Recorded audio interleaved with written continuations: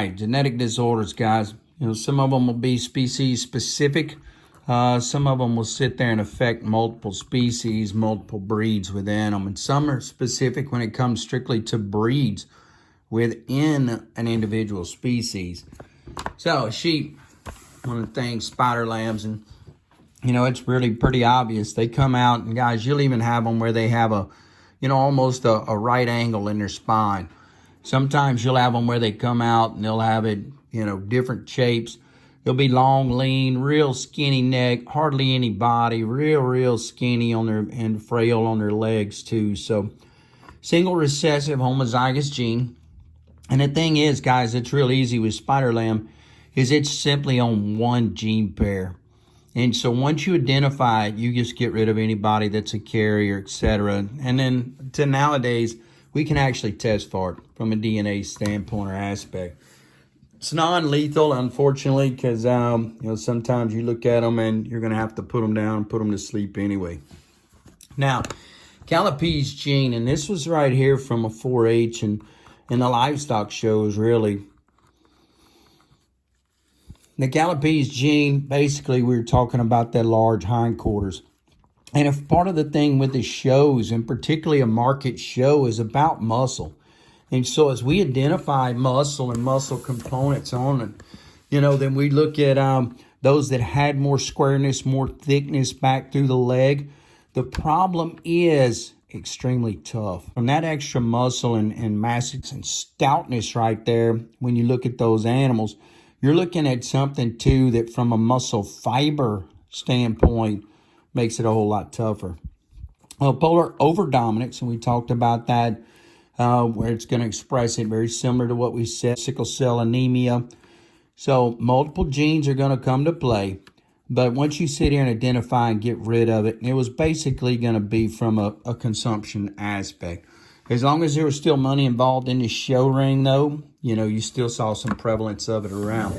Dwarfism. And, you know, we've gone back to it now. And it's kind of a, you know, where we are now in the 21st century. But, you know, we talk about mini Herefords and mini Zebu, mini Brahmas, recessive homozygous genes. And so what you ended up with is you just ended up with animals at what we call belt buckle size. And way back in the 50s and 60s, that's what was pretty, as long as their belly was dragging the ground. As we've developed and evolved and got more breeds into this country, you know, back through the 70s, and we started talking about increase in terms of growth. And so we get into homozygous gene right there for dwarfism. And so long bone growth stops. We end up with what we call belt buckle cattle, because that's about how tall they are.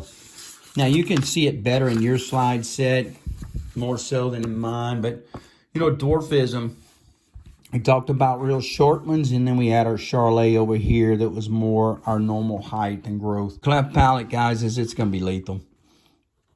And a lot of times that animal dies. Rarely do we turn around and look in the mouth. Okay. And if we have one with a little bit of a curved spine, we don't necessarily have to. But the thing is right there, we look in the mouth, we can tell. A lot of times we think they're born dead. She has some problems in terms of calving or spitting it out.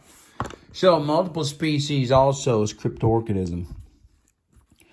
Only one testicle will drop. And so far this fall, I think from all the bulls that I've checked scrotal measurements on, whenever ultrasound, I think there's only been 2 out of probably 200, a little over 200 that were cryptorchids.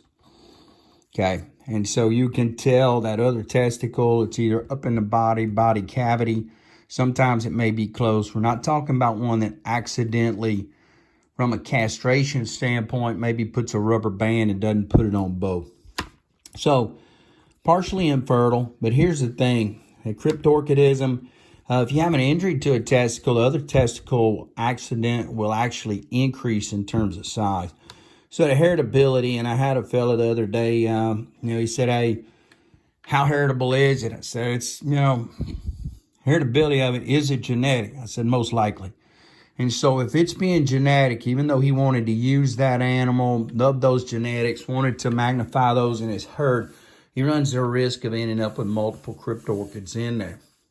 So another one, cows too. NH, this is a waterhead. You can call them a bulldog head on it, real big, a lot of fluid up on it. So you see hydro, which is for water. And so what you end up with, and this is a prevalent right here, basically came about in the Angus breed. Because they didn't sit here and double check some genetics, didn't breed the sires back to their daughters to see if there were any kind of problems. But NH was one of the first ones to come out in the Angus breed. We call it waterhead. So some other ones, two-headed calf from a developmental aspect. Seen some with no lower jaw. So fawn calf, and one of the first ones really that came out in the Angus breed.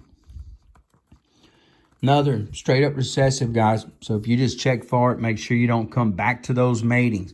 Another issue when we start up with line breeding, if we're not truly sure about the genetics of those animals, then we can foster a lot of these issues right here, mutations, etc.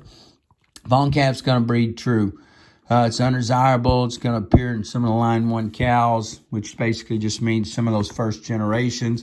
Double muscle, Piedmontese, Belgian blue. And what they have, guys, is the myostatin. So myo meaning muscle, statin right there meaning to kill or to slow down. And so myostatin gene doesn't kick in, which prevents that muscle growth from stopping. And so that's why we've got animals here that look hugely round in terms of muscle. Your Belgian blue, as we said, your Piedmontese are going to be animals that sit here and show it. Angus breed we talked, and we had bulldog head or waterhead right here. Marble bone disease was a lot older type issue in terms of the bone, in terms of maturity. Syndactyly, mule foot, and that's where it's similar to a horse, or it's one toe versus a split or cloven toes. So AM, better known as curly calf syndrome. Another lethal, simple recessive. One of the first ones too when Angus started coming back with some issues back before. Developmental duplication. Guys, this is like the picture that you have on the heading for in Moodle. And so you see an extra opinion. CNH, we said that waterhead, we've already discussed it just a touch. Foot and bone disorders, when we start talking about some Angus cattle. Osteopetrosis, and all we're talking marble bone disease, a little different calcification, increase of it. And so they'll even show where they're a little old. Right here, we've got our mule foot, that Marshall Pride breed of cattle from years back. And you see, guys, they come out as one toe versus a nice little even foot, cloven toe. AM, curly calf syndrome.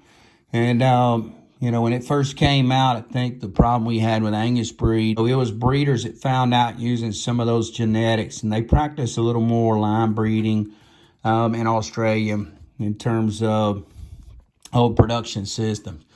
Quite a bit better animal breeders than what we typically have in the States. And they're the ones that first determined, that AM and kind of called us on it.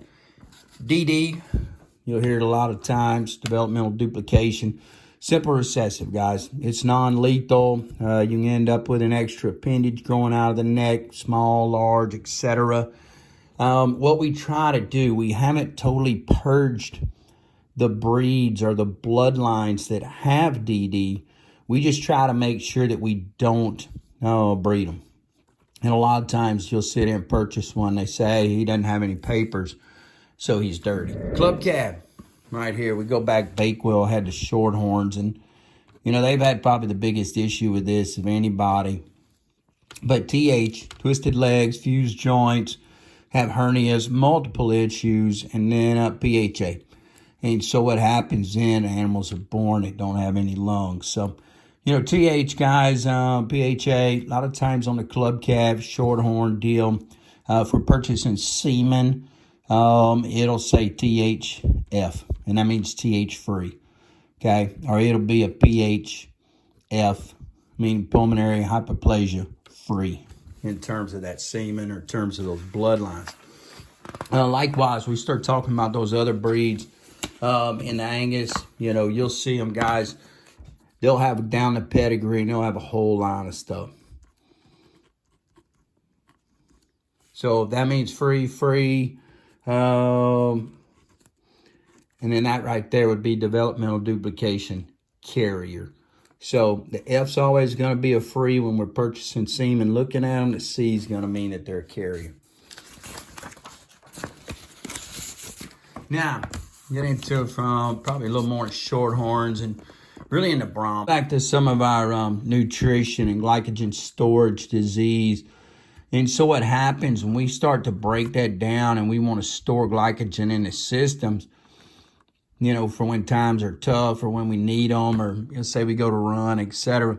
We don't have the ability to store glycogen inside the system. And so what happens then is ends up horses. Several of them, make sure you know them. Pompey's right there. It's just a glycogen storage disease. HYPP, heard about it for years. And the impressive bloodline, which is a halter bloodline of horses. And impressive was really nice looking. I mean, he had the stout, the thick, the hip, just a really, really good horse, good looking horse. Probably as good, as close to maybe a secretariat in terms of perfectionism. Herd, on the other hand, 95% traced back to Poco Bueno. And, you know, hey, we come back through Dry Dock, Docalina. You know, we saw multiple horses on it. That metallic cat we talked about that was in Yellowstone, and highbrow cat. The horses at Gray Ranch. Many of them come back to Dry Docks and Docalinas and ultimately back to Poco Bueno. We even saw a couple of mares up in there, Pocatibio. You know, that actually were carriers as well, or they actually come back to that Poco Bueno. So what we end up there was basically a sloughing of the hide on the back, and we'll talk about it a little more. Lethal white and pain horses, they're born, guess what? Not going to make it. Kind of glycogen deal here, but glycogen branching enzyme deficiencies as well.